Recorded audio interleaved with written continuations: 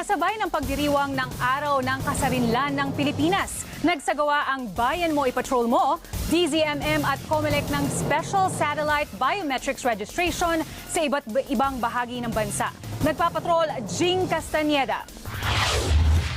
Dumagsa ang mga Davaoenyo sa Ateneo de Davao University para sa Special COMELEC registration. Prioridad ng COMELEC ang mga miyembro ng Kagan Tribe mula sa Waan, Buhangin District at iba pang miyembro ng indigenous communities. Sa Tacloban naman, Yolanda survivors ang karamihan ng mga nagpakuhan ng kanilang biometrics data sa Tacloban City Astrodome na nagsilbi ring evacuation site nang manalasa ang bagyong Yolanda.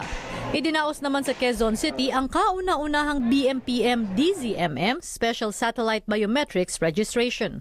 Magpapakita yung gustong magparehistro ng kahit na anong government-issued ID. Matapos maberipika yung impormasyon, bibigyan siya nitong registration form. Kapag na-fill up na po niya, ay kanyang isusumite at bibigyan siya ng temporary precinct number. Pagkatapos ay kukunin na ang kanyang biometrics tulad ng picture at ang kanyang signature at syempre po ang kanyang fingerprints.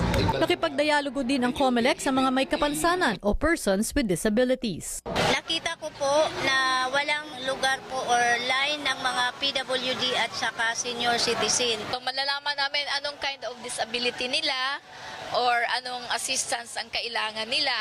Ipinaliwanag naman ni ABS-CBN Senior Vice President for Integrated News and Current Affairs Jing Reyes ang slogan ng ABS-CBN Halalan 2016, Ipanalo ang Pamilyang Pilipino.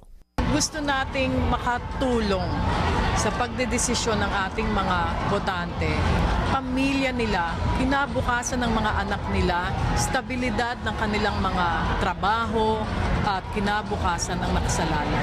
Maraming hindi nakakaalam na pag wala silang biometrics, hindi sila makakaboto kahit pa bumoto sila last elections. Enjoy ang mga nagparehistro sa mga kanta ni Noel Cabangon at Daryl Shai ng The Voice. Paalala ng COMELEC, hanggang Oktubre 2015 na lang pwedeng magparehistro at no bio, no boto. Jing Castañeda, ABS-CBN News.